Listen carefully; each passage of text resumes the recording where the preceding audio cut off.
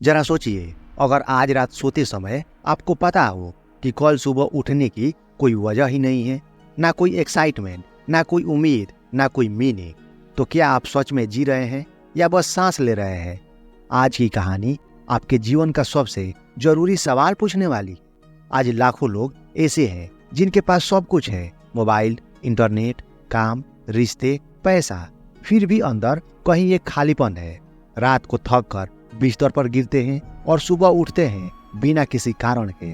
आप भी कभी कभी सोचते होंगे सब कुछ ठीक है, फिर भी कुछ ठीक नहीं लग रहा। यही वो वजह है जहां से इकिगाई शुरू होता है। इकिगाई कोई मोटिवेशनल शब्द नहीं है, यह कोई सफलता का फॉर्मूला नहीं है, यह कोई अमीर बनने की स्कीम नहीं है। इकिगाई है जीने का कारण। और आज मैं बताने वाला हूँ इकिगाई की 7 ऐसी आदतें जिनमें से अगर सिर्फ एक भी आपकी जिंदगी में आ जाए तो आपकी सोच, दिशा और जीवन की गहराई बदल सकती है। लेकिन ध्यान से सुनिए, अंत में मैं आपको एक ऐसा सच बताऊंगा जो इकिगाई को पूरी तरह नया अर्थ दे देगा। एक आदमी था, अच्छा नौकरी, ठीक ठाक पैसा, परिवार, दोस्त, सब कुछ, लेकिन हर सुबह उठते समय उसके मन में एक सवाल होता, आज क्यों उठूं? काम करता, थकता, सो जाता, फिर वही अगला दिन। धीरे धीरे वो चिड़चिड़ा हो गया। खुशी छोटी छोटी बातों में मिलनी बंद हो गई। वो हंसता था लेकिन अंदर से नहीं। यह कहानी किसी एक आदमी की नहीं है, यह कहानी हम में से ज्यादातर लोगों की है। समस्या यह नहीं है कि हमारे पास कुछ नहीं है, समस्या यह है कि हमारे पास कारण नहीं है।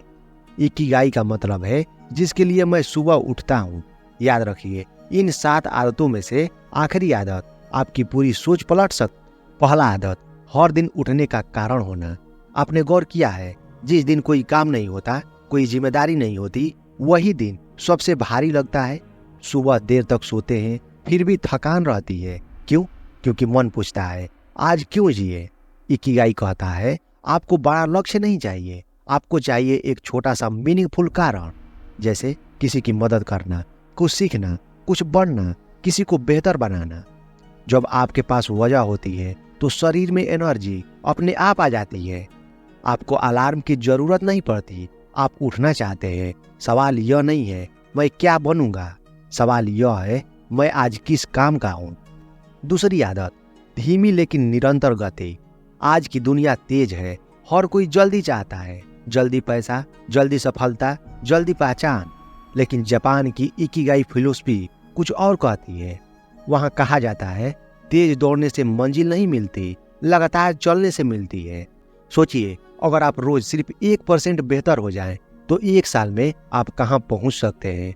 लेकिन समस्या यह है हम ओवर हस्टल करते हैं, खुद को जलाते हैं, फिर टूट जाते हैं।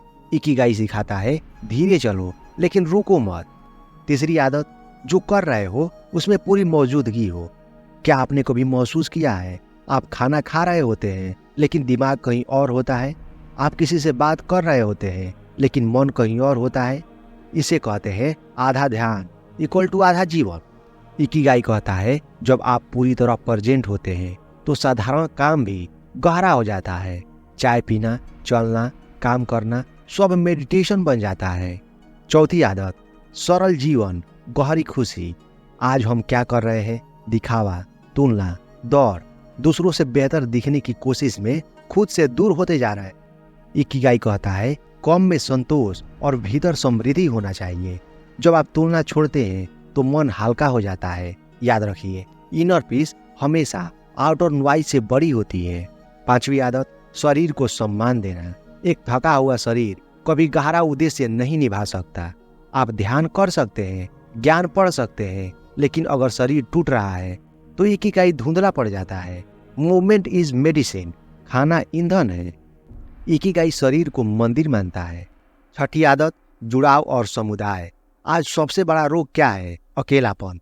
भीड़ में रहते हुए भी अंदर से अकेले। इकिगाई कहता है मनुष्य अकेले नहीं जीने के लिए बना है। मीनिंगफुल रिश्ते इमोशनल इम्यूनिटी देता है। जब आप किसी से जुड़े होते हैं तो जीवन हल्का हो जाता है।